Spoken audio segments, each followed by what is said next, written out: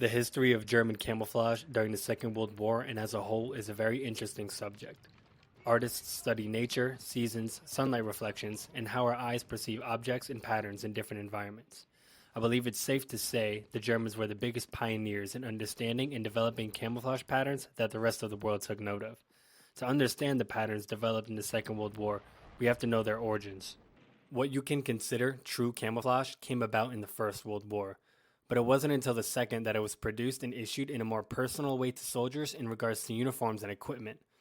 Camouflage, at the time of World War I, was mostly used to conceal artillery emplacements from aerial observation and was later applied to tanks, ships, and aircraft as well. A German artist named Franz Marc, an expressionist painter, was the most notable artist of many tasked by Germany to create camouflage designs to be printed on large tarpaulins. For Germany, and most other nations as well, personal camo for soldiers came about with steel helmets, such as painted Stahlhelms, with interesting and somewhat exotic geometric shapes and shades. Snipers on both sides became extremely savvy as well, crafting their own camo in the field. After World War I, Germany became the first country to mass produce and issue camouflage uniforms to its army and undoubtedly became the most prolific developer of camouflage during the Second World War, implementing multiple variations and schemes of colors and patterns for the Wehrmacht, Luftwaffe, and Waffen-SS. Many other nations during and after World War II were heavily influenced by Germany's camouflage innovations and followed suit with their own.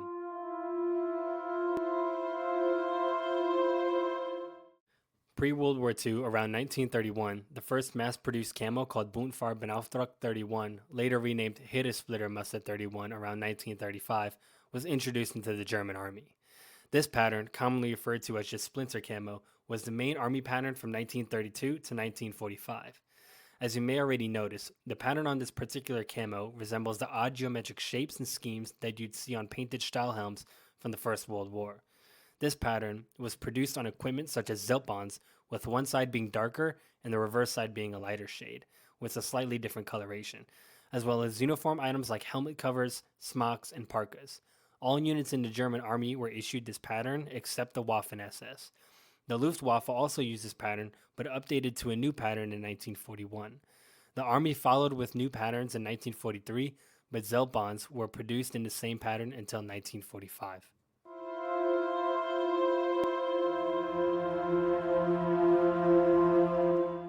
First used during Germany's invasion of Crete in 1941, this was essentially a scaled-down version of the Wehrmacht's Liebermuster 31. This version had a smaller splinter pattern and was used in some Fallschirmjäger uniforms, such as a knock-in sack, which was a jump smock. Eventually, this pattern was also implemented on other gear, such as the Fallschirmjäger helmet covers and bandoliers.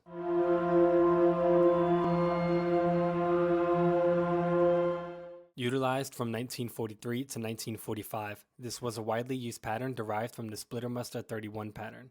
This pattern still somewhat shows the same geometric shapes, but is more blurred and faded. The base color was beige or a kind of a tan with maroon and dark green prints over it. These patterns appeared on helmet covers, Fallschirmjäger smocks, bandoliers, and some field jackets. Some Waffen-SS soldiers were seen wearing garments with this pattern as well. This was another Marsh-style pattern that developed from the Kamouflage 43 pattern. Used from 1944 until the end of the war, this version had almost identical colors to its predecessor, but now the geometric shapes are completely gone. This made it less recognizable to the human eye, as well as making it very similar to the camouflage used on German tanks during the war. This pattern was also seen on the same gear and garments as Kamouflage 43.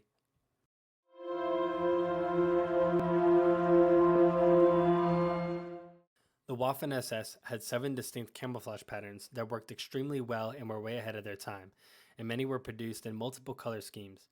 Camouflage smocks, helmet covers, and Zeltbons were issued to Waffen-SS troops as early as 1937. These patterns were mostly reversible garments featuring spring and autumn camo designs. SS camo patterns were developed on a different basis than Germany's regular army. SS patterns were based on more organic shapes that reflected sunlight patterns in woodland environments. The credit for the development of such patterns belongs to Professor Otto Schick and his team. This was the first camouflage pattern to be used by the SS and has 6 numbered variations. First issued in 1937 and continued into 1943. The name Platanenmuster refers to the Platansae species, also known as the sycamore. During research for the development, Otto's team decided the most effective design would be a natural and irregularly flowing form without repeating. Two classes of patterns were derived from that decision: numbered Zeltbahn patterns and unnumbered smock patterns, block, lateral, and polyspot. The numbers on the Zeltbahns were distinctive and printed within the pattern to help those in the factory doing the printing and those cutting the cloth keep track of what they were working on. On reversible garments and Zeltbahns, the numbers usually came in pairs 1 and 2, 3 and 4, and 5 and 6.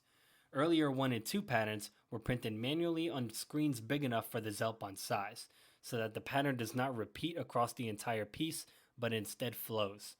Garments like smocks, on the other hand, usually have pattern breaks or repeats at the elbow seam, but for both Zeltbahns and garments, it wouldn't be too uncommon to find small repeats of the pattern due to worker negligence and the pressure to produce for the war effort in Germany. Platanenmuster appeared on Zeltbahns, helmet covers, and on smocks M38, M40, and M42, and on field caps as well. In service from 1939 to 1944 and printed as a tricolor oak leaf pattern with a two-tone shadow, this pattern seems to be a development from the Platanenmuster 5 and 6 variations. This pattern was used on Zeltbahns and smocks. Issued from 1940 to 1943, this particular pattern is one of the rarest to find and appears to only be used in early designs of smocks. The colors on this pattern are very similar to Platanenmuster, but resemble distinctive leaf patterns and flower shapes. This pattern was widely used during the invasion of the USSR. In use from 1941 to 1945, this camo became one of the most popular late war patterns that appeared in the widest variety of garments and equipment. This pattern has two variations, Oak A in 1941 and Oak B 1943. Both of these patterns are similar to each other, but the Oak B pattern has a thin shaded border around lighter spots. Most garments with the Liebermuster were reversible, with one side being a spring color and the opposite side being an autumn color.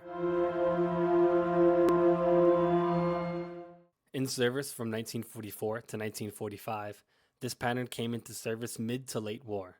Erbsen muster was used on multiple uniforms such as the reversible winter parkas, overalls, tank jackets, smocks, and M43 and M44 field jackets.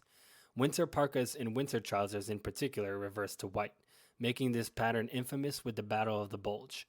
The rest were made in a one-way color and pattern to fit both autumn and spring. Introduced in 1945, during the last months of World War II, Liebermuster was the last camouflage pattern developed by Germany during the war.